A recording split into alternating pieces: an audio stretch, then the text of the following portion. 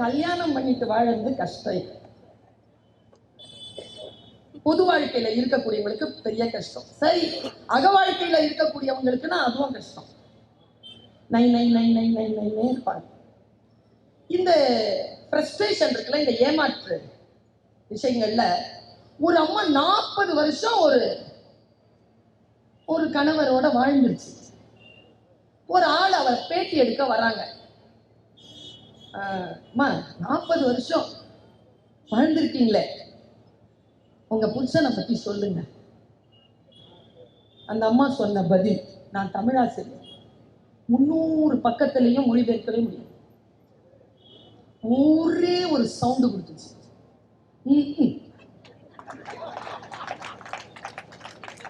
இவ்வளவுதாங்க. எவ்வளவு தொல்லை தெரியுமா அந்த சொல்லுக்கு பின்னால. இது இப்படி இருக்குதா?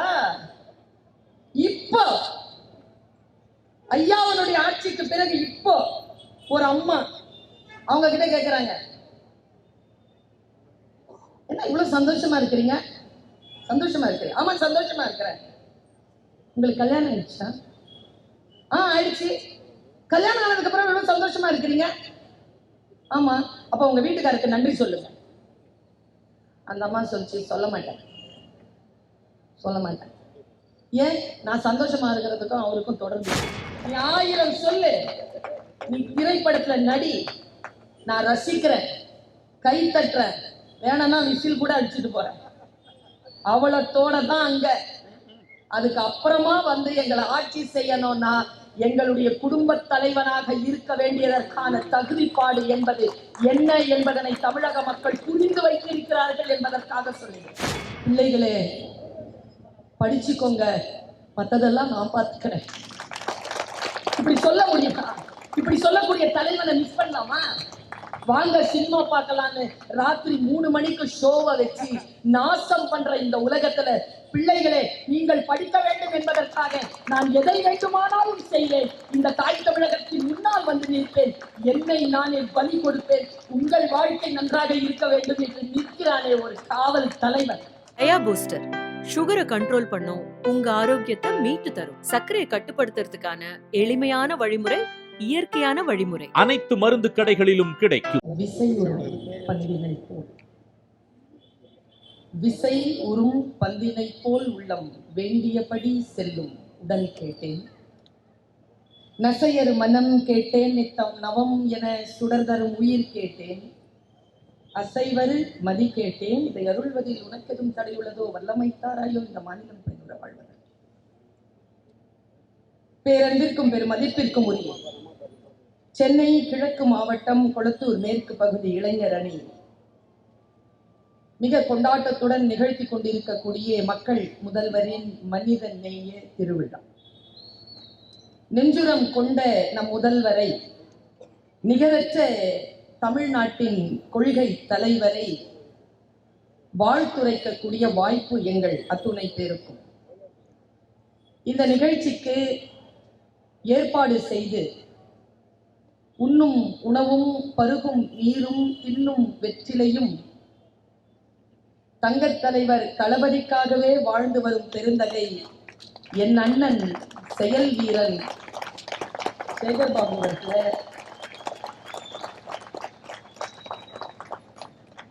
சாதாரணமாக திரை காவியங்களை பார்க்கின்ற பொழுதெல்லாம் வரலாற்று சிறப்பு மிக்க சில பாத்திரங்களில் சில பேருக்கு மட்டும் நடிப்பதற்கு இந்த பிரபஞ்சம் வாய்ப்பு தந்து விடுகிறது. சில பேர் தனக்கு அளிக்கப்பட்ட எல்லா வாய்ப்பையும் பிரபஞ்சத்திடம் குறிக்கும்படியாக நிகழ்த்தி விடுகிறார்கள். அவ்வாறு எங்கள் மனங்களில் நின்று நிலைத்திருக்கக்கூடிய திரைக்கலைஞர், ஆற்றலாளர் அண்ணன் நாசர் அவர்களே, நான் மொழியாசிரியை, எல்லா சொற்களுக்கும் பொருள் உண்டு என்கின்ற தொல்காப்பியம் படித்து வாழ்கின்றவள், வளர்கின்றவள்.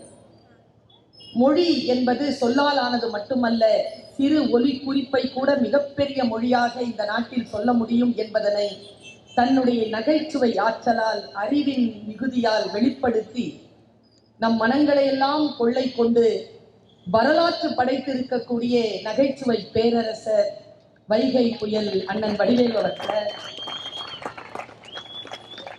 எங்கள் மாநகர அன்னை பிரியாராஜன் அவர்களே, அன்பு சகோதரி சரிதா அவர்களே, திலீபன் அவர்களே, விஜயராகவன் அவர்களே, முன்வரிசையில் வீற்றிருக்கக்கூடிய என் உயிரினும் மேலான உடன்பிறப்புகளே, திரளாக கூடியிருக்கக்கூடிய தமிழ் உறவுகளே, வணக்கம்.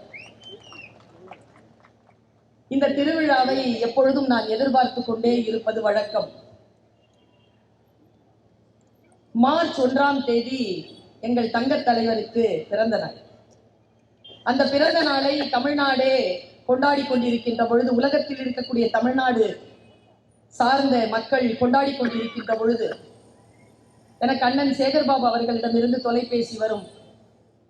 நிகழ்ச்சி இருக்கிறது, உனக்கு தேதி எப்படி என்று கேட்பார்கள். தேதி அல்ல அண்ணா, நீங்கள் சொல்லுங்கள், அந்த தேதியில் வந்து விடுகிறோம் என்று சொல்லக்கூடிய மக்களைத்தான் அண்ணன் சேகர்பாபு அவர்கள் பெற்றிருக்கிறார். மார்ச் என்கின்ற ஆங்கில சொல்லுக்கு அணிவகுப்பு என்று பொருள். அணிவகுப்பு என்கின்ற அர்த்தத்துடன் இருக்கக்கூடிய அந்த மாதத்தின் முதல் நாளில் பிறந்தவர் எங்கள் தங்கத் தலைவர். அவருடைய கொள்கை பிரச்சாரத்தில் மிக முக்கியமான கொள்கை பிரச்சாரம் ஓர் அணியில் திரள்வோம் என்பதுதான். ஓர் அணியில் திரண்டு இருக்கக்கூடிய மக்களை முன்னின்று அந்த அணிவகுப்பை வழிநடத்தக்கூடிய பேராற்றல் பெற்ற ஒரு தானை தலைவனை, ஒரு தங்கத் தலைவனை பிரபஞ்சம், இயற்கை, இறைவன் தமிழ்நாட்டிற்கு கொடுத்திருக்கிறது.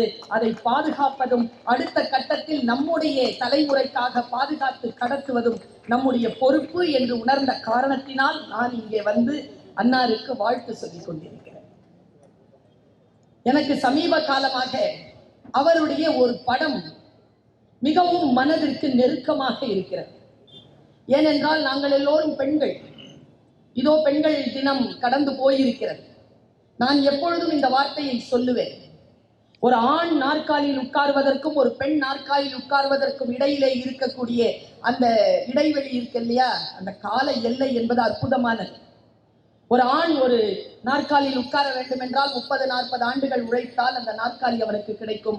ஆனால் பெண்கள் உட்கார வேண்டும் என்றால் 1000 ஆண்டுகள் போராட்டம் இருக்கிறது என்பதனை உணர்ந்த நிலையில் நான் இந்த தலைவரை பார்க்கிறேன்.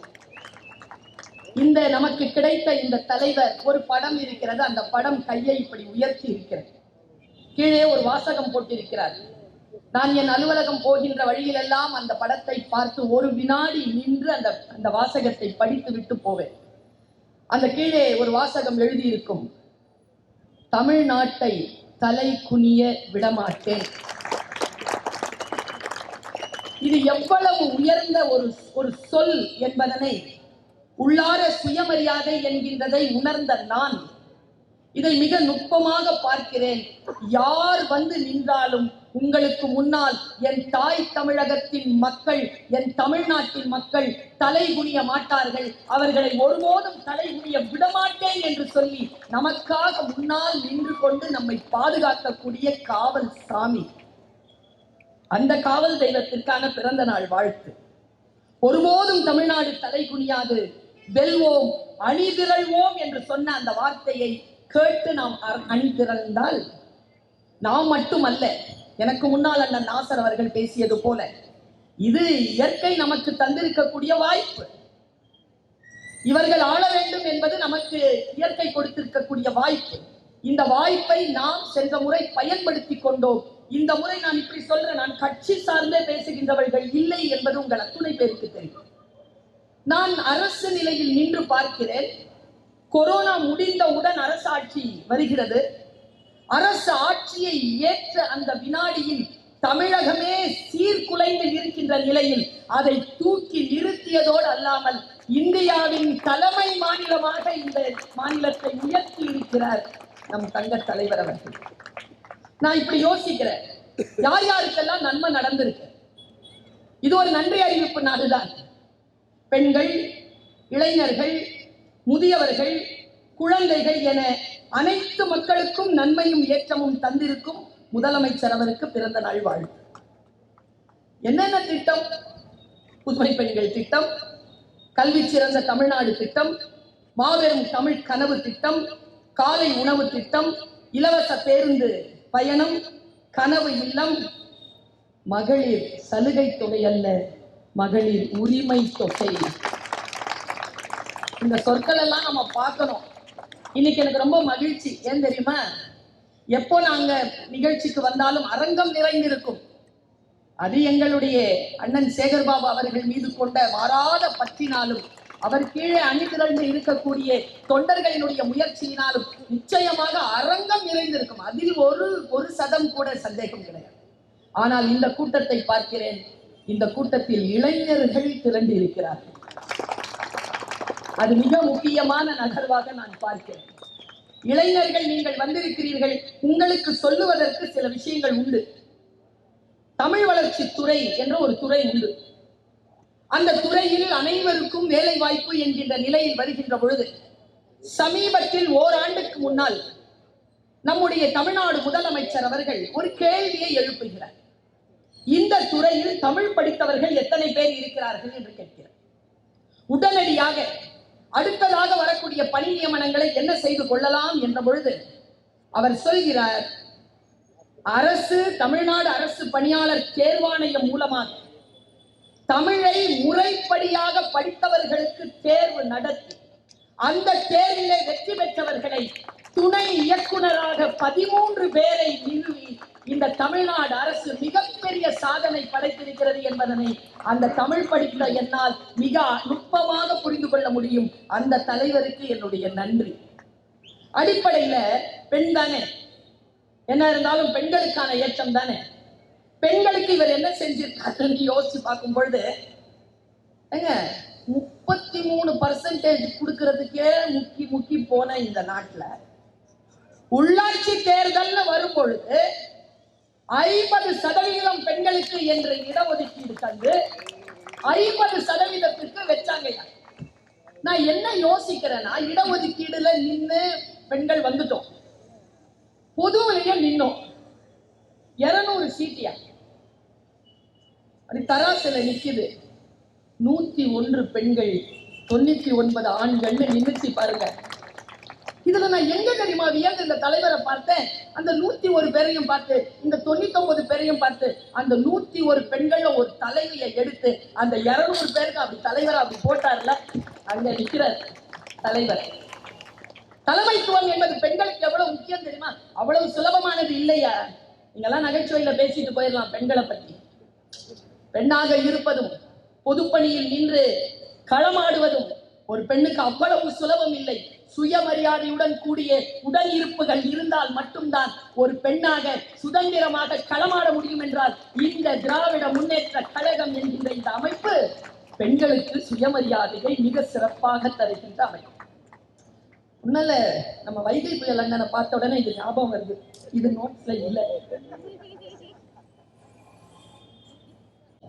கல்யாணம் பண்ணிட்டு வாழறது கஷ்டம். பொது வாழ்க்கையில இருக்கக்கூடியவங்களுக்கு பெரிய கஷ்டம். சரி, அக வாழ்க்கையில இருக்கக்கூடியவங்களுக்குன்னா அதுவும் கஷ்டம். நை நை நை நை நை நை இருப்பாங்க. இந்த ஃப்ரஸ்ட்ரேஷன் இருக்குல்ல, இந்த ஏமாற்று விஷயங்கள்ல ஒரு அம்மா 40 வருஷம் ஒரு கணவரோட வாழ்ந்துருச்சு. ஒரு ஆள் அவர் பேட்டி எடுக்க வராங்க. அம்மா 40 வருஷம் வாழ்ந்திருக்கீங்களே, உங்க புருஷனை பத்தி சொல்லுங்க. அந்த அம்மா சொன்ன பதில், நான் தமிழாசிரியர், 300 பக்கத்திலையும் மொழிபெயர்க்கவே முடியும். ஒரே ஒரு சவுண்டு கொடுத்துச்சு.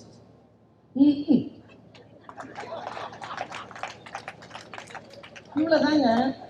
எவ்வளவு தொல்லை தெரியுமா அந்த சொல்லுக்கு பின்னால. இது இப்படி இருக்குதா? இப்போ ஐயாவனுடைய ஆட்சிக்கு பிறகு இப்போ ஒரு அம்மா அவங்க கிட்ட கேக்குறாங்க, என்ன இவ்வளவு சந்தோஷமா இருக்கிறீங்க? சந்தோஷமா இருக்கிறேன். ஆமா சந்தோஷமா இருக்கிறேன். உங்களுக்கு கல்யாணம் ஆயிடுச்சா? ஆயிடுச்சு. கல்யாணம் ஆனதுக்கு அப்புறம் எவ்வளவு சந்தோஷமா இருக்கிறீங்க? ஆமா. அப்ப உங்க வீட்டுக்காருக்கு நன்றி சொல்லுங்க. அந்த அம்மா சொல்லிச்சு, சொல்ல மாட்டேன். ஏன்? நான் சந்தோஷமா இருக்கிறதுக்கும் அவருக்கும் தொடர்பு இல்லை. ஏன் அப்படி சொல்றீங்க? ஆமா, அவருக்கு முன்னாலேயே நான் சந்தோஷமா இருந்தேன், அவரை கட்டணும் போதும் சந்தோஷமா இருக்கிறேன், அதுக்கு அப்புறமாவும் நான் சந்தோஷமா இருப்பேன், எப்பவும் நான் சந்தோஷமாக இருப்பேன். என் சந்தோஷம் என்பது என் முடிவு. என் சந்தோஷத்தை வேறு யார் கையிலும் நான் கொடுப்பது இல்லை என்கின்ற சுயமரியாதையை பெண்களுக்கு கற்றுக் கொடுப்பது அவ்வளவு சுலபம் இல்லை. பெண்கள் மகிழ்ச்சியாக இருக்கணும்னா ஒன்னே ஒண்ணுதான் ஐயா. ஐயா செஞ்சிருக்கக்கூடிய வேலை எவ்வளவு பெருசு தெரியுமா? எல்லாருக்கும் வீடு கொடுத்தாங்கல்ல, ஹவுசிங் போர்டு. ஐயா ஒரு வேலையை பண்ணார், ஒரு கையெழுத்து போட்டார். வீட்டுல இருக்கிற பொம்பளை பேர் ரிஜிஸ்டர் பண்ணி.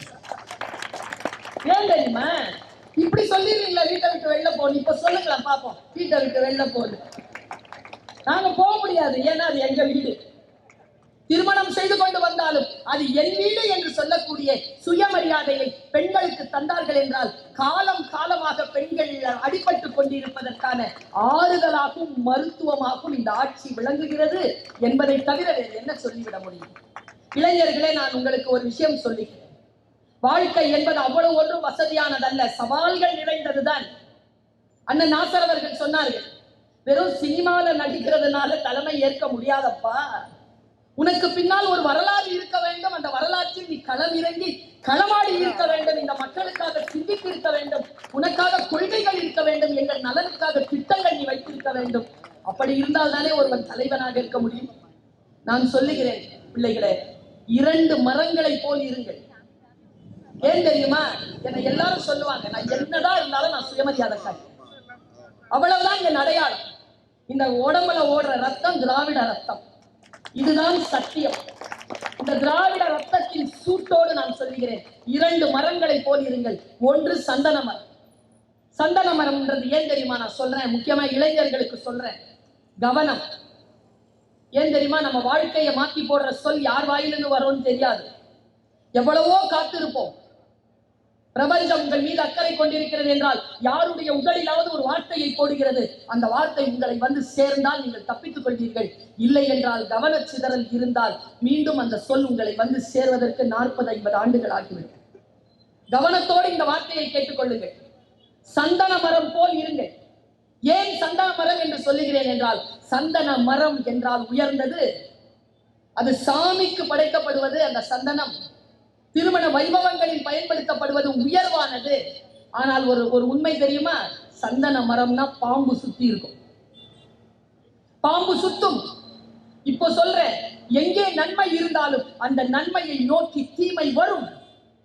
இந்த ஆட்சியும் இந்த திராவிட மாடல் அரசும் இந்த திராவிட கொள்கையும் நமக்கு என்ன சொல்லி தருகிறது தெரியுமா? நீ சந்தன மரம் போல் இரு. ஏன் தெரியுமா? உன்னை நாடி விஷப்பாம்புகள் வரும், வந்தாலும் சந்தன மரம் போல் உயர்ந்து நில். ஏனென்றால் தன்னை நோக்கி வந்து தன்னை சுற்றி கொள்ளும் அந்த விஷப்பாம்புகளின் விஷத்தினால் சந்தன மரம் பாதிப்படைவது. சந்தன மரம் பாதிப்படையாது. நீ 1000 சொல்லு, நீ திரைப்படத்துல நடி, நான் ரசிக்கிறேன், கை தட்டுறேன், வேணும்னா விசில் கூட அடிச்சுட்டு போறேன், அவளத்தோட தான் அங்க. அதுக்கு அப்புறமா வந்து எங்களை ஆட்சி செய்யணும்னா எங்களுடைய குடும்ப தலைவனாக இருக்க வேண்டியதற்கான தகுதிப்பாடு என்பது என்ன என்பதனை தமிழக மக்கள் புரிந்து வைத்திருக்கிறார்கள் என்பதற்காக சொல்லுகிறேன். ரொம்ப அடிப்படையில சொல்றேன். 2வது மரம், அந்த 2வது மரம் வேற ஒண்ணும் இல்லை, என்னுடைய அம்மம்மா சொன்ன மரம். எனக்கு ஒரு 13 வயசு இருக்கும். எங்க அம்மம்மா சொல்லிச்சு, ஒருத்தன் காட்டுல நடந்துகிட்டே போனானா, போகும்போது பசிச்சுதான் பிரியாணி வந்துருச்சு, தாகம் தண்ணி குடிக்கிற தண்ணி வந்துருச்சு, உடம்பெல்லாம் வலிக்குதே கட்டி வந்துருச்சு, கை கால்லாம் வலிக்குதே, வானத்திலிருந்து ஆண்கள் பெண்கள் எல்லாம் வந்துட்டாங்க, எல்லாம் முடிய படுத்துட்டு இருக்கிறான். திடீர்னு எழுந்துச்சு பார்த்தா பொட்டல் காடு. அட, பொட்டல் காட்டுல போய் படுத்துட்டு இருக்கிறேனே, ஐயோ நாய் நரி வந்துருச்சுன்னா வந்துருச்சு, பேய் பிசாசு வந்துருச்சுன்னா வந்துருச்சு, ஐயோ என்ன சாவடிச்சுன்னா சாவடிச்சிருச்சு. கதை முடிஞ்சது. நான் அம்மம்மாவே முறைச்சு பார்த்துட்டு இருக்கிறேன். என்னன்னு கேட்டுச்சு அம்மம்மா. சாவடிச்சுட? ஆமா, செத்து போயிட்டான். எப்படி செத்தான்? நீ ஏன் கதையில சாவடிச்ச? நான் கதையில சாவடிக்கல, அவன் தன்னைத்தானே கொன்று போட்டான். ஏனென்றால் அவன் நின்று கொண்டிருப்பது கற்பகத் தரும், எது நினைத்தாலும் தரும். நம்முடைய மனம்தான் பிள்ளைகளே நம் கற்பகத் தரும். நீங்கள் நினைத்தால் இந்த நாடு சிறப்பாக இருக்க வேண்டும் என்று நினைத்தால் இந்த நாடு சிறப்பாக இருக்கும். அப்படி சிறப்பாக இருக்க வேண்டும் என்றால் இதோ சில மாதங்களில் 1.5 மாதத்திலே வாய்ப்பு வரும். அந்த வாய்ப்பை நீங்கள் சரியாக புரிந்து கொள்ள வேண்டும் என்பதற்காக, பயன்படுத்திக் கொள்ள வேண்டும் என்பதற்காக நான் இதை சொல்லுகிறேன். இப்படி சொல்லி நான் நிறைவு செய்கிறேன். எங்க ஐயா ஒரு நாள் ஒரு நிகழ்ச்சியில இருக்கும் பொழுது முதலமைச்சர் அவர்கள் பேசுறாங்க. அவர் பேசும்போதுங்க, அவர் கண்களை பார்க்கிறேன். நான் ரொம்ப கிட்டக்க தான் உட்கார்ந்து இருக்கிறேன். இங்க இப்படி பேசிட்டு இருக்கிறார், நான் முன்னால உட்கார்றேன். அவர் கண்கள் பணித்து இருக்கு. நீங்க வேணும்னா யூடியூப்ல அந்த அந்த அந்த பேச்சு இருந்தா அதை திரும்பி போட்டு பாருங்க. அவர் கண்கள் கலங்கி இருக்கு. கண்களில் நீரோடு தான் அவர் அதை சொல்லுகிறார். யாரிடம் தெரியுமா சொல்றார்? மாணவர்களிடத்தில் சொல்றார். எனக்கு தெரிந்து இந்த நூற்றாண்டில், இந்த ஏஐ உலகத்தில், சோசியல் மீடியாவால் நம்முடைய வாழ்க்கையின் பண்பாட்டை புரிந்து கொள்ளாமல் தவிக்கக்கூடிய இந்த தலைமுறைக்கு தகுதியான தலைவர் மு.க. ஸ்டாலின் என்கின்ற ஒற்றை மனிதனை தவிர வேறு யாரும் கிடையாது என்பதனை ஒரு பெண்ணாக, ஒரு ஆசிரியராக புரிந்து கொண்டு இதை சொல்லுகிறேன். அவர் கண்கள் பணித்து அவர் சொன்ன வார்த்தை என்ன தெரியுமாயா? நீங்க யாருக்கு வேணாலும் போடுங்க ஓட்டு. நாம நல்லா இருக்கணும்னா சில பேர் வரணும். பென்சில் பிடிச்சிட்டு இருந்தையா கை, இன்னைக்கு கிரீன் பென்ல சைன் பண்ணிட்டு இருக்கேன். யார் கொடுத்தது சிம்மாசனம்? இந்த சிம்மாசனம் யார் கொடுத்தது? நான் யோசிச்சு பார்க்கிறேன். அவர் கண்களில் கண்ணீர் பணிய ஒரு வார்த்தை சொன்னார். பிள்ளைகளே படிச்சுக்கோங்க, மற்றதெல்லாம் நான் பார்த்துக்கிறேன். இப்படி சொல்ல முடியுமா? இப்படி சொல்லக்கூடிய தலைவனை மிஸ் பண்ணலாமா? வாங்க சினிமா பார்க்கலான்னு ராத்திரி 3 மணிக்கு ஷோவை வச்சு நாசம் பண்ற இந்த உலகத்துல பிள்ளைகளே, நீங்கள் படிக்க வேண்டும் என்பதற்காக நான் எதை வேண்டுமானாலும் செய்வேன். இந்த தாய் தமிழகத்தின் முன்னால் வந்து நிற்பேன். என்னை நானே பலி கொடுப்பேன். உங்கள் வாழ்க்கை நன்றாக இருக்க வேண்டும் என்று நிற்கிறானே ஒரு காவல் தலைவன். அந்த தலைவனுக்காக நன்றி சொல்வதற்காக நான் எப்பவுமே ஐயா கலைஞர் அவருக்கு சொன்ன அந்த உதாரணத்தை ஐயாவின் காலடிகளுக்கு தருகிறேன். ஏனென்றால் என் தாய் தந்தையரின் வாய்ப்பு கலைஞர், என் வாய்ப்பு தளபதி. குழந்தைகளாக இருக்கக்கூடிய உங்களுக்கு வாய்ப்பு இதோ இளைய தலைவர் வந்து நிற்கிறார். இப்படிப்பட்ட ஒரு வரலாறு இந்த தமிழ்நாட்டில் வேறு எந்த மாநிலத்திற்கும் கிடைத்ததில்லை, தமிழ்நாட்டிற்கு கிடைத்திருக்கிறது. வரலாறு பெற்றவர்கள் நாம், பாரம்பரியம் கொண்டவர்கள் நாம். 75 ஆண்டுகளுக்கும் மேலாக இந்த தாய் தமிழகத்தில் வேறு எந்த சிந்தனையும் ஊடாடிவிட முடியாதபடிக்கு இந்த மண்ணை காக்கக்கூடிய அந்த திராவிட சிந்தனையோடு நாம் நிற்க வேண்டும் என்பதற்காக சொல்கிறேன். எழுத்தாளர் ஒருவர் ஒரு நிகழ்ச்சியில் பேசிக் கொண்டிருந்த பொழுது சொன்னதைத்தான் நான் முத்தமிழறிஞர் கலைஞருக்கு சொல்லுவேன். முத்தமிழறிஞர் கலைஞர் அவர்களுடைய வாரிசு இது வெறும் உயிரியல் வாரிசு அல்ல, கொள்கை வாரிசு. இது கொள்கை வாரிசு. இவரை போல் இன்றைக்கு இந்த 8 கோடி மக்கள் கிட்ட ஒரு தலைவனை காட்டியிருக்க பார்ப்போம். ஒரு தலைவனை காட்டியிருக்கோம். ஒன்றும் இல்லை, நான் எனக்கு எப்பவுமே இந்த தலைவரை பார்த்தாலும் ஒரு மனசுல ஒரு வார்த்தை, யார் தலைவன்? யார் தலைவன்? தேடும் நேயர் நெஞ்சங்களில் குடியிருப்பவன், தேடாத மனிதருக்கும் உணவளிக்கும். 200க்கு 200 ஜெயிப்போம்னார்ல, மீதி 34க்கும் நீங்க தான் முதலமைச்சர். தேடும் நேயர் நெஞ்சங்களில் மட்டுமல்ல. நான் இப்படி சொல்றேன், அண்ணனுடைய அனுமதி வேண்டும்.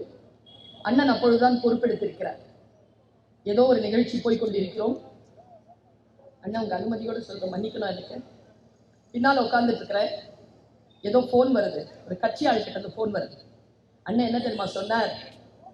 கட்சிக்காக உழைத்தவர்கள், உங்களிடம் எந்த எதிர்பார்ப்பும் இல்லை, இருந்தாலும் உங்களுக்கு நல்லது நடக்கும். ஆனால் இன்றைக்கு ஆட்சி பொறுப்பில் ஏற்றிருக்கிறோம் என்றால் அது வெறும் கட்சி தொண்டர்களுக்காக மட்டுமல்ல, இந்த முழு தமிழகத்திற்கும் நாங்கள் பொறுப்பெடுத்திருக்கிறோம். அதனால் அந்த நியாயத்தை நாங்கள் செய்தாக வேண்டும் என்று அண்ணன் சொன்னதை இந்த காதுகளில் கேட்டவள் நான். வெறும் நமக்காக என்று இல்லாமல் தான் சார்ந்திருக்கக்கூடிய அத்துணை துறைகளுக்கு நான் இவரை பாராட்ட வேண்டும் என்றே சொல்லவில்லை. அவருக்கு முன்னும் சரி, அவருக்கு பின்னும் சரி, இந்து அறநிலைய துறைக்கு இப்படியான ஒரு அமைச்சர் கிடைக்க வாய்ப்பே கிடையாது என்கின்ற நிலையில் கல்வி நிலையங்களை வைத்து அதன் பொருளாதாரத்தை உயர்த்தி கும்பாபிஷேகங்களை நடத்தி இந்த தமிழ்நாடு என்பது திராவிட மண், அதே நேரத்தில் ஆன்மீகம் சார்ந்த மண். இந்த ஆன்மீகத்திற்கு என்று எங்கள் திராவிட சிந்தனை துணை நிற்கும் என்று சொல்லி தூக்கி நிறுத்தி பணி செய்யக்கூடிய அமைச்சர் கொண்ட ஒரு அரசு திராவிட முன்னேற்ற கழகத்தின் அரசு. இவர்களெல்லாம் இருக்கிறார்கள் என்பதற்காக ஐயாவுக்கு சொன்ன அந்த வார்த்தையை அண்ணனுக்கு சொல்கிறேன். நான் பெரிய கடல், பெரிய மீன் ஒண்ணு வந்துட்டு இருக்கு. சிறிய மீன் ஒண்ணு அது முன்னால வந்துருச்சு. பெரிய மீன் வாய் திறக்குது. பசியோடு வேட்டை கலைந்து கொண்டிருக்கக்கூடிய அந்த பெரிய மீன்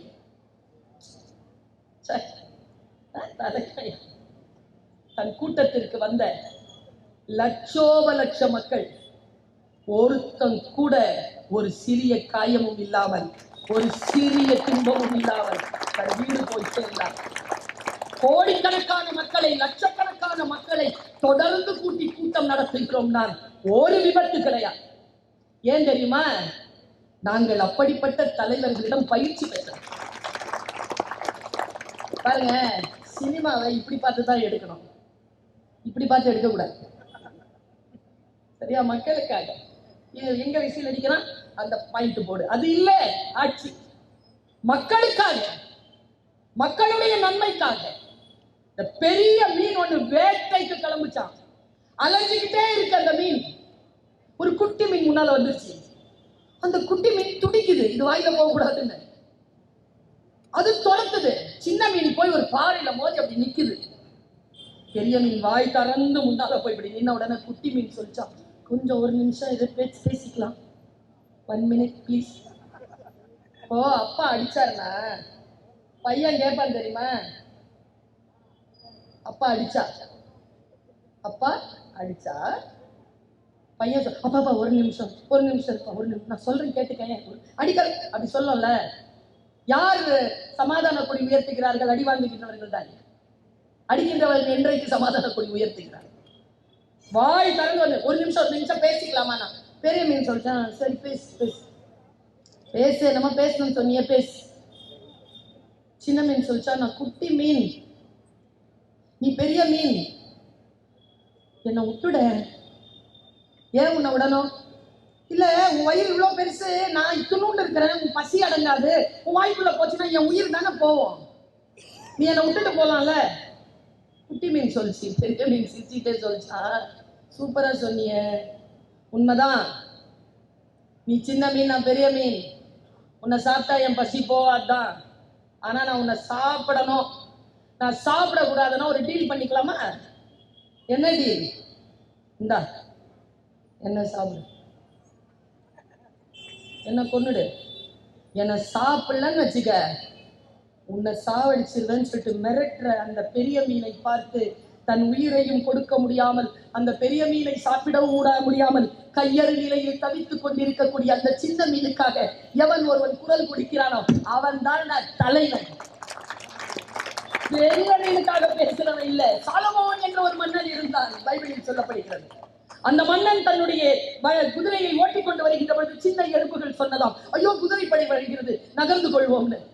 அதுல ஒரு எறும்பு சொல்லிச்சா, கவலைப்படாதே, வருகின்றவன் சாலமோன், அவனுக்கு குதிரை ஓட்டவும் தெரியும், யானைப்படைகளை நடத்தவும் தெரியும், எறும்புகளின் மொழியும் தெரியும்.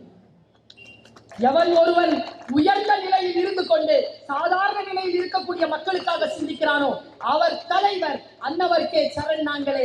அந்த தலைவரை வாழ்த்துவோம், அடுத்த தலைமுறைக்கு அவரை கடத்துவோம், அதற்காக மீண்டும் மீண்டுமாய் அவரை முதலமைச்சராக நிறுத்துவோம். இந்த வாய்ப்பை சுயமரியாதையுடன் பயன்படுத்துவோம். வாழ்த்து மகிழ்ச்சி. ஐயா வாழ்க, பல்லாண்டு பல்லாண்டு பல 100 ஆண்டு. நன்றி, வணக்கம்.